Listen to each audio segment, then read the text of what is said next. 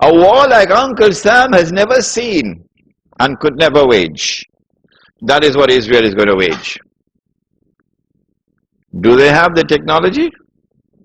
I believe they have technology that even Uncle Sam doesn't have. It will be a lightning strike. Israel has to put on this magnificent display of military power and state-of-the-art technology beyond anything else that the world has ever known, in order for Israel to impress upon mankind the validity of its credentials that is now going to become the new ruling state in the world. Before Fahad could even blink, the Israelis have taken over the Saudi oil fields, and the Iraqi and the Kuwaiti oil fields. The United States, of course, will make some noise, and Britain will make some noise, but will they send troops? Not, of course not. The United Nations Security Council is now going to be used by the rest of the world, particularly Uncle Europe, and Uncle Japan, and the rest of the world. They will take the United Nations and seek to use the United Nations now to do something about this. Collective action to force Israel to withdraw. Because if Israel does not withdraw, Europe is going to be choked, Japan is going to be choked. And as the United Nations is now being used for the first time in its history, an attempt is being made to use the United Nations effectively by the rest of the world, I anticipate that the United States Congress, the Senate, and the House of Representatives will now pass resolutions forcing the US government to withdraw from the United Nations. And as soon as the United States withdraws from the United Nations can no longer sit down in New York, pack up and move. So in the same way that the League of Nations collapsed, the United Nations now collapses. United Nations cannot be relocated anywhere else. No. Because the United States is the ruling state in the world. The League of Nations collapsed because the United States was not in the League of Nations. That's why the League of Nations collapsed. And so the United Nations cannot be relocated anywhere. No, it can't take it to Geneva. It's not going to work. And so Israel gets to hold on to the fruits of a naked aggression. And Israel takes control of the oil of the Middle East. It may be that it will be that moment when the US dollar collapses, but more of this in my lecture on Islam and the international monetary system, and you would be amazed. We say we follow the Qur'an, but we lie. We lie. We say that we follow Muhammad ﷺ, but we lie. We lie when you attend a lecture on Islam and the international monetary system. When Israel becomes the ruling state in the world, then Israel will rule the world for a day which is like a week. If you doubt me, and you doubt my method of analysis, I say no problem. Just wait. Just wait. It is at that time that oppression of the true followers of Muhammad ﷺ will really begin. The part-time Muslims, of course, will be attacked now and then for purposes of psychological intimidation. So they put their tail between their legs and go back home and watch TV. But the full-time Muslims are going to be attacked and targeted, and they'll know you from your bank account. That's all. Your bank account will tell them everything they want to tell. The Prophet said ﷺ about this oppression that a man would pass by a grave and roll on the grave and say, I wish I were in the grave rather than the dead man.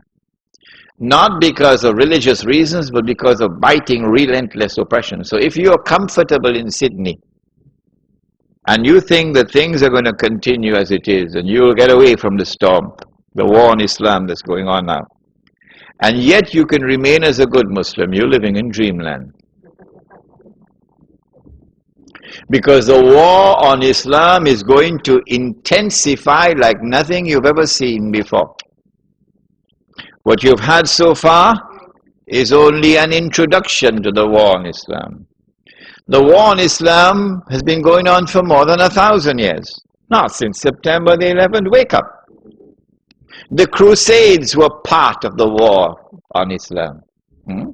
The same people who launched the Crusades are the same people who dismantled the Ottoman Islamic Empire, are the same people who destroyed the Caliphate, which is my lecture for tomorrow night, Imam al-Mahdi and the return of the Khilafah. It is the same people who today created the State of Israel and control the State of Israel. It is the same people who are going to be ruling the world, the European, who was first dressed up as a Christian and is then dressed up as a Jew. After Israel has ruled the world, of course, for a day which is like a week, at the end of that period of time, what's going to happen to the water in the Sea of Galilee? We dry up. It is only when the water in the Sea of Galilee is dried up, it is at that time, according to the ahadith in Sahih Muslim, you can go and check it out, my book is downstairs, Jerusalem in the Quran, go read it. It is at that time that you can expect the Son of Mary to return. So when I said, I expect it to be 50 years from now, about 50 years. And when I put into the record for your tape records, for those who listen to this lecture when I'm dead and gone, when I said, I can be wrong. And some people still have objections to his saying that he expects the Son of Mary to be coming back in about 50 years from now. Okay, I'll change it. All I have to say is I expect the Sea of Galilee to be dried up in about 50 years from now. Huh? That's all I have to say. The same thing. Because the Son of Mary will return when the Sea of Galilee is dried up. So if they have objections to that, all I have to say, well, I expect the Sea of Galilee to dry up, 50 years today, and they'll be happy with that. Huh? It is at that time that Dajjal will now enter into a day which is like our day, and therefore he'll be in our dimension of time. And he'll be ruling the world from Jerusalem with what would appear to be eternal rule. It is at that time that the Imam will emerge from Medina, hurrying to Mecca, which is our lecture for tomorrow night. It is at that time that the Son of Mary will come down, and the Son of Mary will have his hands on the winged Messiah. It is at that time that Gog and Magog will be destroyed. It is at that time that the army will come from Khurasan, and no one will be able to stop that army until it reaches Jerusalem, hadith of Sunan of Tirmizi, Sahih hadith. And then Islam will destroy the state of Israel, liberate the Holy Land. It is at that time the hadith which is in Sahih Bukhari and Sahih Muslim. If you want to check the credentials of any of your Muslim leaders in Australia, check them out. Can we trust this man? Ask him, would you ever quote this hadith in public? He'll turn around and run so fast, faster than Federal Express. If he doesn't have faith in his heart, but he's a Muslim leader. Which hadith? Test them out with this. It is in Sahih Bukhari, it is in Sahih Muslim, it is muttafaqun alayh. And every Palestinian loved this hadith. Oh yes. لَتُقَاتِلُنَّ الْيَهُودِ, you'll most certainly fight the Jews. وَلَتَقْتُلُنَّهُمْ, and you'll most certainly kill them. حَتَّى يَقُولُ الْحَجَرُ, at that time the stones will speak, Ya Muslim, هَذَا يَهُودِيٌّ وَرَائِي, there's a Jew hiding behind me. فَتَعَالَ فَقْتُلْ, so come and kill him. Check them out, your leaders. Which one will quote this hadith? When you find a man who is prepared to quote this hadith in public, you got your leader. Now then, let's come to the nitty-gritty. What is the future of the Ummah during this interim period, until such time as Islam triumphs in the world? What we can expect is the emergence, or rather the culmination of the political strategy for the establishment of one world government, which will control all of mankind. That we have massively betrayed the Qur'an is clear from the ayah of Surah Al-Ma'idah. Which ayah? Again, I don't think they'll want to quote it.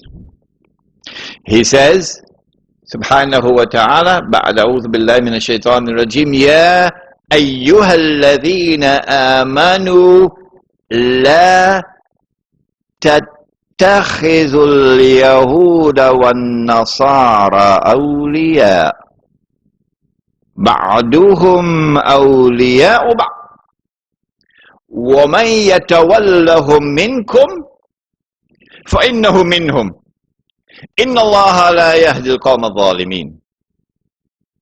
If you're an Arab tonight, good news for you. You don't need a translation. You got it already. But for the rest who need a translation for the word of Allah, remember, if you stay like that, you're disrespecting the Quran. May I repeat that? If you remain like this, that you do not know what I have just said, because you couldn't understand it, if you remain like this, you are disrespecting the Quran, and you'll pay a price for it.